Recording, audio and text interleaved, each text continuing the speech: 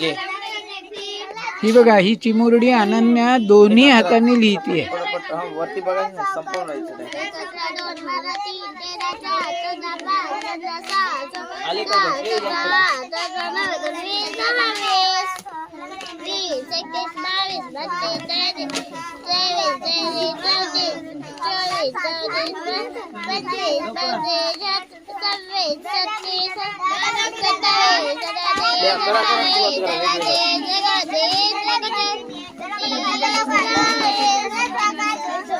आता आता इकडे 51 आणि 51 लिह मराठीमध्ये. अच्छा, ओके. म्हणजे ऍट अ टाइम इंग्लिश आणि मराठी.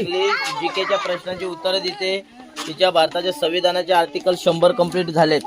काय सांगताय सर? कुठलंही 100 पर्यंत कलम कलम कलम 14 मोठे 2 मिनिट.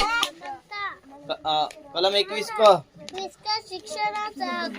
कलम 24 मध्ये बालकांना कमाला ठेवल्यास कलम 32 कलम 32 हक्कांची अंमलबजावणी करण्याच्या उपाययोजना. कलम 51 मूलभूत कर्तव्य. कलम 81 लोकसभेची रचना. कलम 45 10 वर्षांखाली बालकांची इकडून वेगळं लिहिते, इकडून वेगळं उत्तर देते. तिसऱ्या गोष्टीचा वापर करते. My God, she is using her brain sir. कलम 48 अनन्या, तू ग्रेट आहेस बाळा. हे बघा, आता इकडे बघा, वेगवेगळं चाललंय. आता उठून तुमच्या लक्षात येईल Same. वेगवेगळं. हे या इकडे. आता ही लिहिते, ही मराठी आणि इकडे मिरर मध्ये लिहिते. तेच तिकडून मराठी आहे, इकडून मिरर मध्ये आहे. तिकडे 2 उदाहरणं वेगळे चाललेत गणिताचे ऍट अ टाइम, एका वेळेला.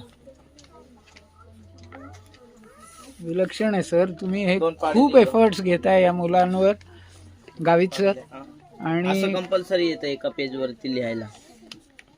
हे बघा, असं असं सगळेच लिहिणार.